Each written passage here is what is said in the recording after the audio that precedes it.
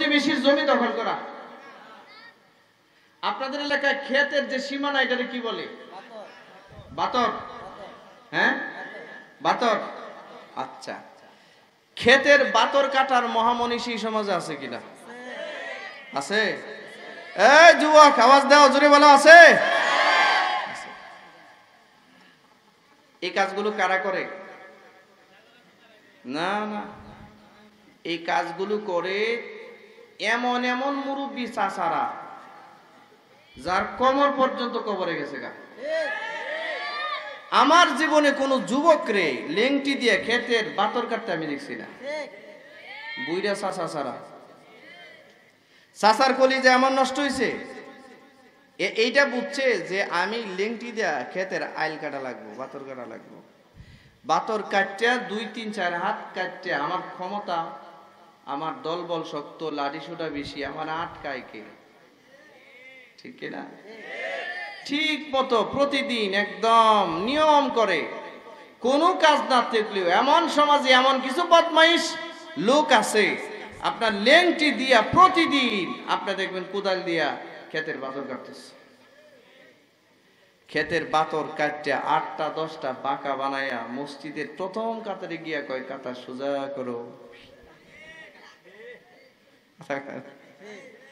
হ্যাঁ, আচ্ছা, কে বলে কাতা সোজা করতে?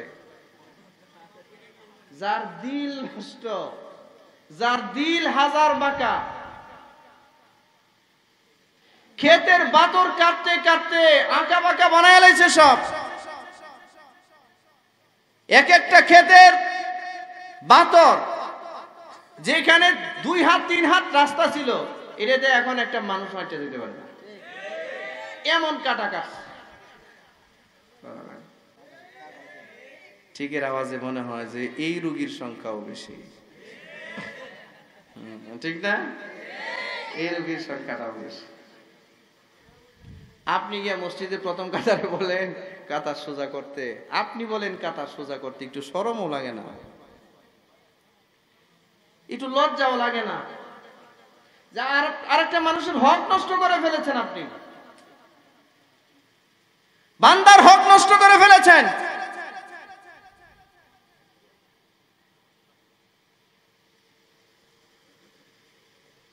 আচ্ছা, আপনার ধরেন 10 কাঠা জায়গা আছে, 10 কাঠা জায়গার মধ্যে ধরেন 40 মণ ধান হয়, একটা উদাহরণ।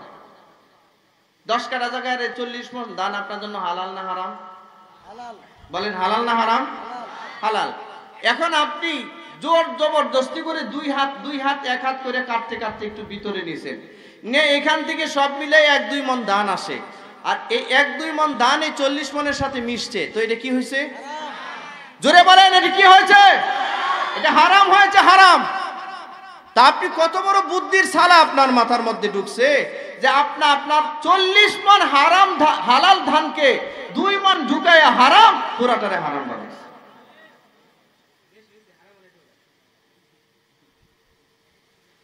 মুসলমান ভাইয়েরা আমার, সমাজের ভিতর থেকে এই অসঙ্গতিগুলো দূর করতে হবে। সমাজের মধ্যে অসঙ্গতির বিরুদ্ধে প্রতিবাদ করতে হবে। প্রতিবাদ ঐক্যবদ্ধভাবে প্রতিবাদ করা দরকার। আজকে জালিমগুলোর অন্যায় কাজের প্রতিবাদ না করার কারণে একের পর এক অপরাধ করে যাইতেছে, ঠিক না? বোনের হক মেরে দিয়েছে, প্রতিবেশীর হক মেরে দিয়েছে, ছোট ভাইটার হক মেরে দিয়েছে, আত্মীয় স্বজনের হক মেরে দিয়েছে, কারো হক দেয় না। তিনি এখন বিশাল কিছু, ঠিক না? হজ করা ভালো কাজ না মন্দ কাজ? বলেন, হজ করা ভালো কাজ না মন্দ কাজ? এটা তো ফরজ কাজ, ঠিক কিনা? কার উপরে ফরজ? বৈধ পথে ইনকাম করে তার প্রয়োজনের অতিরিক্ত এবং রাস্তার খরচ মিটাইতে পারে এমন টাকা যদি কারো কাছে থাকে, সে যেন হজের সফরে যায়। আপনারা কি বলছে যে নিজের বোনের হক মেরে দিয়ে হজ করতে, প্রতিবেশীর জমি দখল করে হজ করতে? হ্যাঁ,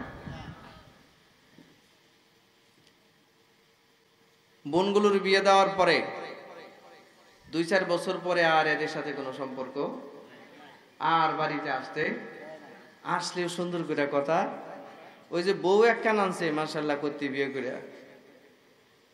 দিনদারি তো দেখে নাই, দেখছে গিয়া বউয়ের বাপের জমিদারি আছে কিনা, ঠিক কিনা, টাকা পয়সা আছে কিনা, আমার ছেলের যৌতুক দিতে পারবে কিনা 2-4-20 লাখ টাকা, ঠিক না, এটা আগে দেখে। এরকম একজন নিয়ে আসছে, এখন ইনি তো এমন দাজ্জাল হইছে, এই মানে স্বামীর আত্মীয় স্বজন কেউ বাড়িতে আসতে তার মাথা নষ্ট, কেউ না দেখতে পারে, ঠিক না, শ্বশুর শাশুড়ি দেবর বাসুর, এগুলো তো আপনাদের শব্দ তো এগুলোই নাকি, কাউরে দেখতে পারে না, নামও শুনতে পারে না। পারিবারিক বন্ধন নাই, কেউ কাউকে দেখতে পারে না। আগে যেমন সম্পদ কম ছিল কিন্তু আমাদের পারিবারিক বন্ধনগুলো খুব সুদৃঢ় ছিল, মজবুত ছিল।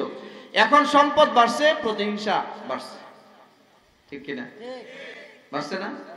মুরব্বী চাচারা আপনারা বলতে পারবেন, আমরা দেখছি ছোটবেলায়, আমরা দেখছি গ্রামে একটা ইলিশ মাছ আনলে বাড়িতে মাঝে মধ্যে দেখতাম, আব্বা যদি ইলিশ মাছ আনতো এটা রান্না করলে আগের ইলিশ মাছে গ্রানও ছিল আলাদা, ঠিক কিনা, একটা ইলিশ মাছ রান্না করছে পুরা বাড়ি সুগ্রানে মোহিত হয়ে গেছে, ঠিক কিনা। এই দেখতাম আম্মাকে একটা ছোট্ট অনেকগুলো বাটির মধ্যে, ছোট ছোট বাটির মধ্যে একটু একটু তরকারি দিয়া বলতো, এটা তোমার বড় চাচার ঘরে দিয়ে আসো খাওয়ার আগে, এটা তোমার মেজু চাচার ঘরে দিয়ে আসো, এটা তোমার ছোট চাচার ঘরে দিয়ে আসো। আচ্ছা ও সরিষাবাড়ি জামালপুরের মুসলমানরা আপনারা বলেন তো, এইটা আছে এখন? আছে? এই বন্ধন আছে? হ্যাঁ, মরে গেলেও তো দেখতে যায় না, তরকারি দিবে তো দূরের কথা, মরে গেলেও দেখতে যায় না। অথচ আল্লাহ রাসূল বলছেন, তোমার ঘরে যদি ভালো কোনো রান্না করো, ভালো কোনো খাবার রান্না করো, তোমার প্রতিবেশী যে আছে, এই প্রতিবেশী যদি কাফেরও হয়, এই প্রতিবেশী যদি হিন্দু হয়, বৌদ্ধ হয়, খ্রিস্টান হয়, ইহুদি হয়, যে কোনো মুসলিম হোক অথবা মুসলিম হোক, প্রতিবেশীকে কিছু দিয়ে তারপরে খাবারটা খায়। সুবহানাল্লাহ বলতে ইচ্ছে করলো না? এটা বিউটি অফ ইসলাম, এর ইসলামের সৌন্দর্যতা। রাসূল এটা শিক্ষা দিয়েছেন আমাদেরকে। আজকে সমাজ থেকে এটা উঠে গেছে, এ কারণে পারস্পরিক সম্পর্ক নাই। এমন ঝগড়া করছে সমাজে, এমন ঝগড়া, দুই ভাই মিল্লা একটু জমি নিয়ে, বাড়ির সীমানা নিয়ে এমন ধাক্কাধাক্কি করছে, 20 বছর যাবত কথা কয় না। কি ভাই, এমন লোক কি আছে আপনাদের এলাকায়? একই মসজিদে নামাজ পড়ে, একই ইমামের পেছনে নামাজ পড়ে, একই রাস্তায় হাঁটাচলা করে, একই গুরুস্থানে নিজের মা বাপ শুয়ে আছে, ভাইয়ে ভাইয়ে দেখা হয়, 20 বছর যাবত কথা হয় না। হিংসায় তার দিল দেমাগ এমন ভাবে নষ্ট হয়েছে যে ভাইয়ের চেহারাটাও তাকায় দেখতে পারে না।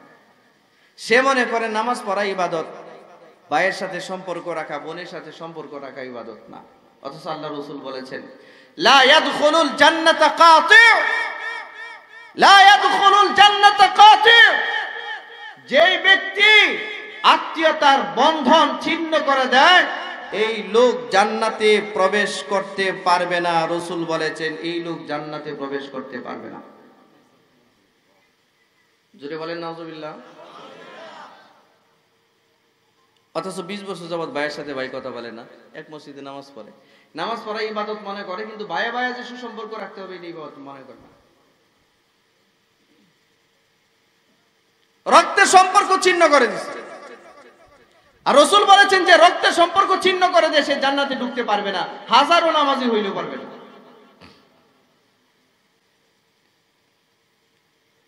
এত বেশি হিংসা বিদ্বেষ আজ সমাজে ছড়িয়ে পড়েছে।